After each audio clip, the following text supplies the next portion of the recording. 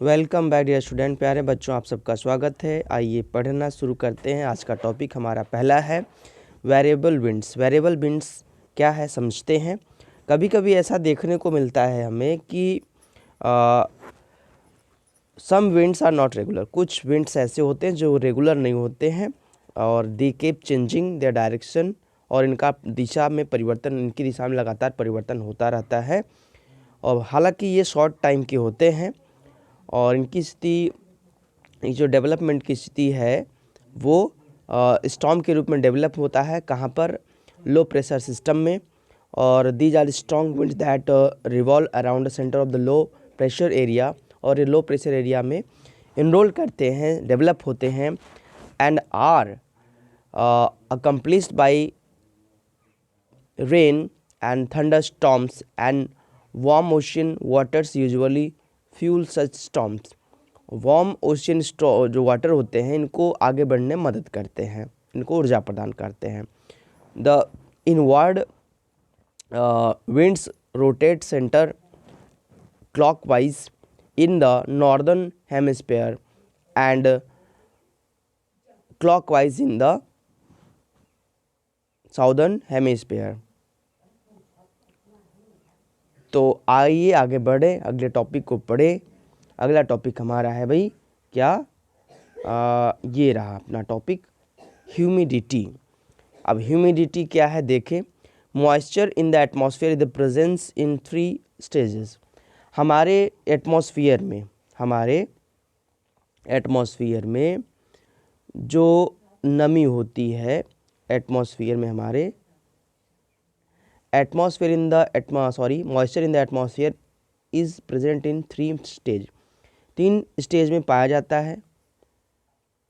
पहला है सॉलिड, दूसरा लिक्विड और तीसरा है गैस। 3 स्टेज हो गई। The amount of moisture present in the atmosphere varies from place to places and time to time. Moisture move in a cycle manner from the surface to the land to the atmosphere and back again with is referred to as the hydrological cycle. This cycle is moved through the 3 stages of water, and the cycle comprises evaporation, concentration and precipitation. अब ये जो cycling है hydrological cycle की, वो अलग अलग परिस्थितियों में जाती रहती है। 3 स्टेज में जाती है, किसके? पानी के। और कहीं उसको कंप्राइजिंग रूप से कहा जाता है इवेपोरेशन, कंसंट्रेशन एंड प्रेसिपिटेशन। और इन 3 तथ्यों को हम आक्रम से पढ़ेंगे आगे। अब humidity refers to the moisture content of air around us which is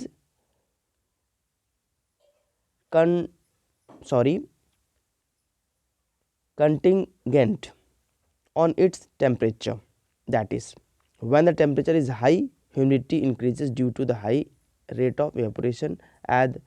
As a result, चलिए बात कर लेते हैं भाई। एटमॉस्फेयर में हमारे ह्यूमिडिटी का अर्थ होता है कि हमारे चारों तरफ विद्यमान जो मॉइस्चर है उसमें कुछ परिवर्तन, उसमें तापमान के साथ परिवर्तन होते रहते हैं और जिनको हम महसूस कर सकते हैं। यदि अधिक टेम्परेचर हो जाए तो ह्यूमिडिटी क्या करती है? वहाँ पर इवेपोरेशन की बढ़ोतरी हो जाती है हाई ह्यूमिडिटी के कारण। और a hydrometer is used to measure humidity. Hydrometer का इस्तेमाल होता है। A hydrometer is used to measure moisture के मापन के लिए हाइड्रोमीटर का इस्तेमाल किया जाता है। अब और आगे बढ़ें। आगे बढ़ने के लिए तैयार हैं हम? हाँ, तैयार हैं। Evaporation adds water vapour to the atmosphere in the form of moisture.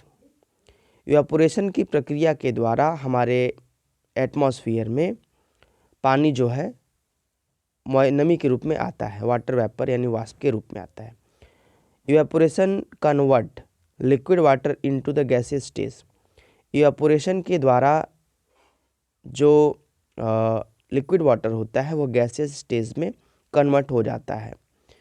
Water evaporation is also added to the atmosphere through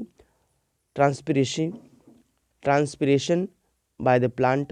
It occurs at all temperatures and at all times and is highest in during summer, the hot and dry season. If the temperature of the air rises, its capacity to hold moisture increases. गर्मी के दिनों में जब तापमान में काफ़ी ज़्यादा उछाल होती है और हवा एकदम शुष्क होती है तो हवा में मॉइस्चर को कंटेन करने की क्षमता ज़्यादा हो जाती है। इफ़ इट इज़ कोल्डेड, यदि हवा में ठंड हो जाए, its capacity to hold moisture it reduce, तो उसकी जो क्षमता होती है पानी के मॉइस्चर को हवा की मॉइस्चर को कंटेन करने की वो कम हो जाती है। It can be given temperature and it also known as a dew point. The air is अब जो हवा होती है उसको मॉइस्चर को होल्ड करने की क्षमता कम हो जाती है और कभी कभार ये स्थिति काफ़ी ज़्यादा बिगड़ सी जाती है। अब अगले टॉपिक की ओर बढ़ रहे हैं हम लोग। कंडेंसेशन की बात करते हैं, क्या है ये समझते हैं। When the air is saturated with the moisture and cools, the water vapour in the air changes into tiny droplets of water और ice crystals which are formed during dust particle or smoke particles. This process is called condensation. अब इसका अर्थ ये है कि जब हवा में नमी काफ़ी ज़्यादा हो जाती है तो वाटर वेपर जो है छोटे छोटे बूंदों के रूप में हो जाते हैं और बाद में स्थिति क्रिस्टल आइस क्रिस्टल के रूप में हो जाती है और ये कहीं डस्ट पार्टिकल वगैरह से मिलकर बन जाते हैं। इनको हम कंडेंसेशन कहते हैं। इट में occur in the form of dew, frost, fog, mist और क्लाउड।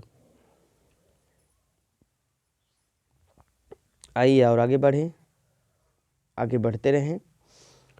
अब अगला टॉपिक हमारा है, क्या है, प्रिसिपिटेशन। आप कुछ यहाँ चित्र देख पा रहे होंगे बच्चों। अभी हमने बात करी थी